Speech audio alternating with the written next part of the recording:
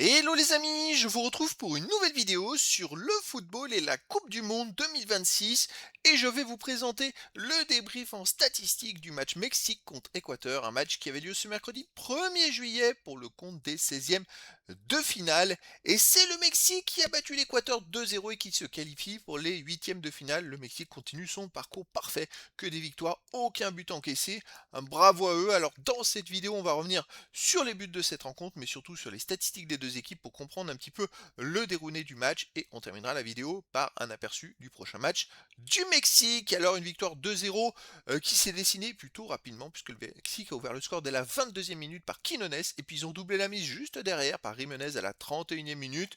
2-0 après une demi-heure, ils se sont facilité le match, et puis 2-0 à la mi-temps, 2-0 à la fin du match. Ils ont géré ensuite tranquillement pour assurer leur qualification. À noter que Hincapié de l'Équateur a eu un carton rouge à la 90e minute. Bon, ça n'a pas changé grand-chose dans la rencontre, mais voilà, une victoire du Mexique et surtout une victoire à nouveau où il passe plutôt, pas facilement, mais plutôt bien, à nouveau.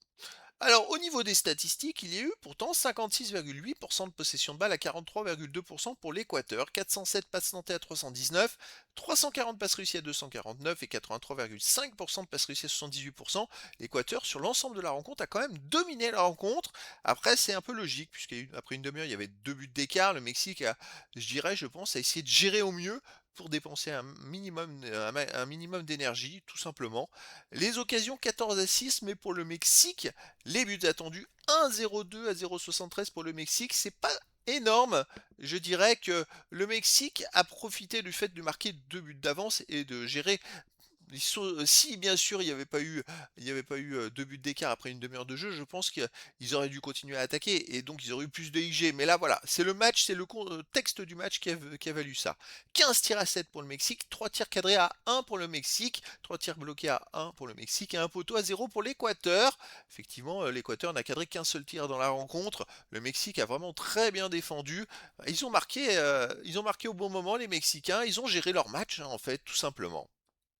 Les autres statistiques, un hors-jeu à 0 pour l'Équateur, 8 corners à 3 pour l'Équateur, 25 centres à 7 pour l'Équateur, 7 interceptions à 6 pour le Mexique, 11 tacles à 10 pour l'Équateur, 49 duels gagnés à 40 pour le Mexique, un arrêt partout, 14 fautes à 10 pour l'Équateur, 3 jaunes à 0 pour l'Équateur, un rouge à 0 pour l'Équateur. Bon, là il y a des statistiques, certaines qui sont en faveur de l'Équateur, je pense que comme les tacles, les centres, mais en même temps ils ont tout fait pour essayer de revenir, les corners aussi, mais voilà, il manquait le petit truc de percussion, le petit truc en plus pour se créer des occasions tout simplement. Donc victoire logique de la part du Mexique qui se retrouve donc qualifié pour les huitièmes de finale.